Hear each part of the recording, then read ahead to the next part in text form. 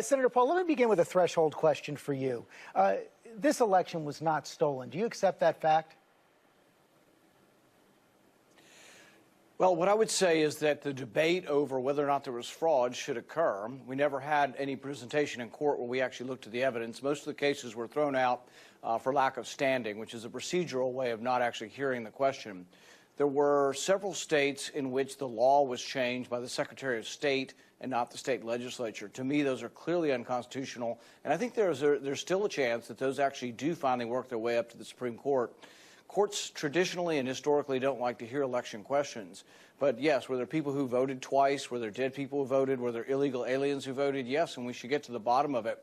I'll give you an example. In my state, when we had a Democrat Secretary of State, she refused, even under federal order, to purge the rolls of illegal voters. We got a Republican Secretary of State, and he purged the rolls. Senator Paul, I have a difference, and those things I have to stop occur. you there. No election is perfect, but there were 86 challenges filed by President Trump and his allies in court. All were dismissed. Every state certified the results after investigations, counts,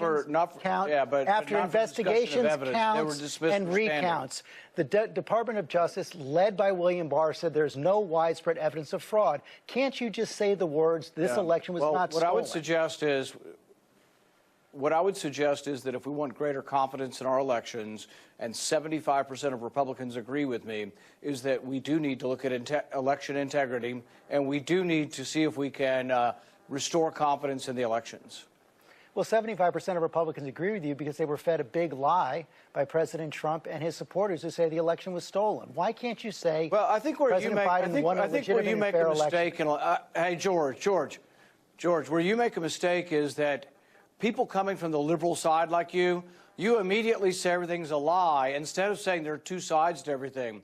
Historically, what would happen is if I said that I thought there was fraud, you would interview someone else who said there wasn't. But now you insert yourself in the middle and say the absolute fact is that everything I'm saying is a lie. Well, because, Senator, I said what the president said was a lie because he said, hold on a second. He said the election was stolen. This election was not stolen. The results were certified in every single state after counts and recounts. You're saying that absolutely it was. You're saying there was no fraud and it's all been investigated. And that's just not true. It's not what I said, sir. I said the Department of Justice found no evidence. Let me finish my point. No, you said something that was not true. You say we're all liars. You're just simply saying we're all liars. And I said it was a lie that the election was stolen. Premise that you're right and we're wrong. Well, let's talk about the specifics of it. In Wisconsin, tens of thousands of absentee votes had only the name on them and no address. Historically, those were thrown out. This time they weren't. They made special accommodations because they said, oh, it's a pandemic, and people forgot what their address was. So they changed the law after the fact. That is wrong. That's unconstitutional. And I plan on spending the next 2 years going around state to state and fixing these problems. And I won't be cowed by liberals in the media who say, there's no evidence here and you're a liar if you talk about election fraud. No, let's have an open debate. It's a free country. There's no widespread evidence of election fraud that overturned the results. That was stated as well by the Department of Justice, led by President Trump's Attorney General. In Wisconsin, there were counts and recounts. Actually, it was never studied. Even that's not true. Even that's not true. William Barr said that directly. Barr said that, but there was. Yes, he said that, yes. That was a pronouncement. There has been no examination, thorough examination of all the states to see what problems we had and see if they could fix them.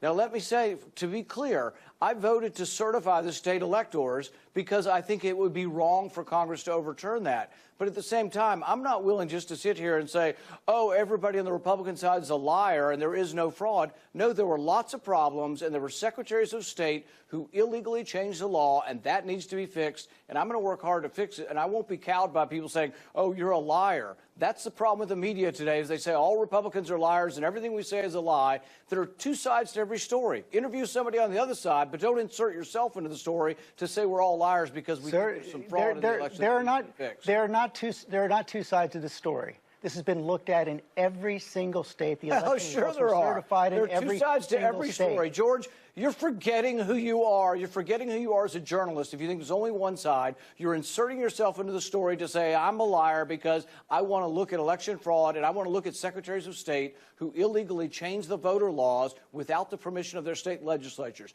That is incontrovertible. It happened. And you can't just sweep that under the rug and say, oh, nothing to see here, and everybody's a liar and you're a fool if you bring this up. up. You're inserting yourself into the story. A journalist would hear both sides, and there are two sides of this story. I'm standing by facts. There are not two sides to facts. I did not say that this was a perfect election. I said the results were certified. I said it was not stolen. It is a lie to say people are liars. You're saying people are liars if they want to investigate what happened in the election. Should we investigate the fact that tens of thousands of absentee ballots did not have addresses on them and normally were disqualified, but this time they were counted? Should we examine that? I don't know whether it affected the election or not, but I have an open mind, and if we actually examine this and we find out it didn't, that's fine, but it still should be fixed. There can be more investigations. The investigations that have taken place have shown there is not enough fraud to change the results of this election. That has been certified by every state. It was stated by the Justice Department and the Attorney General. And I accepted the state certifications, but it doesn't mean that I think that there wasn't fraud and that there weren't problems that have to be investigated, and it doesn't mean that the law wasn't broken. I believe in Pennsylvania they broke the law, and I believe if that ever would get a real hearing in the Supreme Court, it was denied for standing. It wasn't actually taken up. If it were taken up, I do believe that the Supreme Court would overrule and say that they did break the law illegally. I asked you a very simple question. Was the election stolen or not? I think there was a great deal of evidence of fraud and changing of the election laws illegally, and I think a thorough investigation is warranted.